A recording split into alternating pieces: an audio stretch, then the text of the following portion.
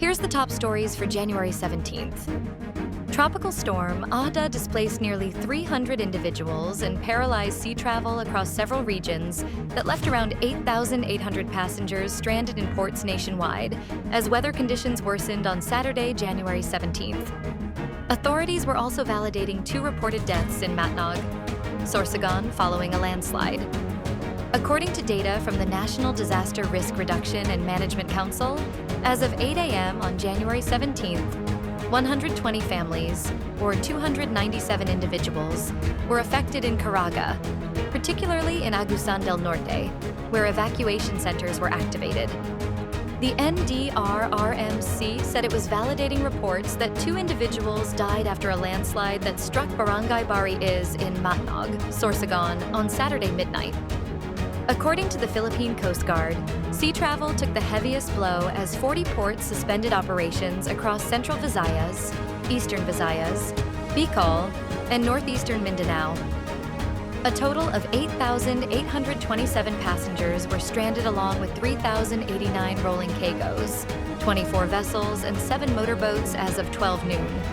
A total of 72 vessels and 35 motorbancas have also taken shelter as a precautionary measure against the effects of the heavy weather, the PCG noted. The Philippine Atmospheric, Geophysical, and Astronomical Services Administration on Saturday, January 17th, warned that Tropical Storm Ada could intensify into a severe tropical storm while lingering east of southern Luzon. As of 11 a.m., the center of Ada was located 95 kilometers east-northeast of Virac, Catanduanes, or 220 kilometers east of Daet, Camarines Norte. It was moving northward at 15 kilometers per hour, with maximum sustained winds of 85 kilometers per hour near the center and gustiness reaching 105 kilometers per hour. Pagasa said the storm's current intensity is already capable of producing damaging winds across parts of the Bicol region and eastern Visayas. Minor to moderate impacts from gale force winds remain possible in areas under Tropical Cyclone Wind Signal Number 2, while minimal to minor wind impacts are expected in areas under Signal Number 1. Pagasa also noted that the raising of Tropical Cyclone Wind Signal Number 3 remains possible should Ada strengthen further. Thousands of devotees gathered around Santo Nino de Tondo Parish on Saturday, January 17th, ahead of the feast day of the Santo Nino, drawing large crowds throughout the day. Drone footage from the Manila Disaster Risk Reduction and Management Office showed dense crowds surrounding the church. As of 12 noon, an estimated 12,000 people had already participated in the pre-feast celebrations. One of the highlight events was the annual Lakbayao procession, which drew around 4,200 devotees who joined the religious walk as an expression of faith and devotion to the Santo Nino. The procession passed through major streets in Tondo under the close monitoring of authorities.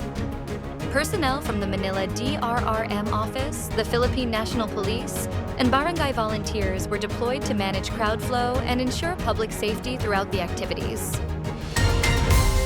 Deputy Speaker, Antipolo City 1st District Representative Ronaldo Ronnie Puno has no problem with the proposed abolition of the Independent Commission for Infrastructure, mainly because of his high regard for Ombudsman Jesus Crispin Boying Remulla. Puno said in a virtual press conference on Friday, January 16th, that doing away with the ICI was okay, because the Ombudsman, the body that would take full control of the probe on the flood control project's corruption scandal, has high credibility under Remulla, unlike in the past.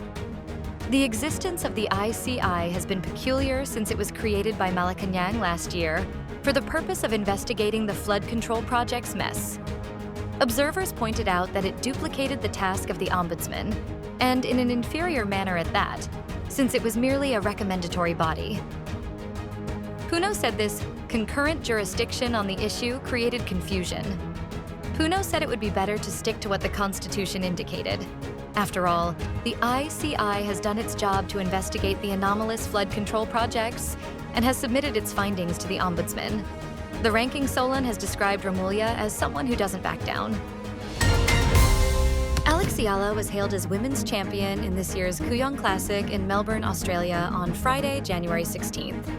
The event made the announcement on social media with an image of the 20-year-old Eala holding the Evan Goolagong Collie Trophy, which served as a tribute to the former Australian tennis star who rose to prominence on the WTA Tour in the 1970s and early 1980s with 7 Grand Slam singles titles.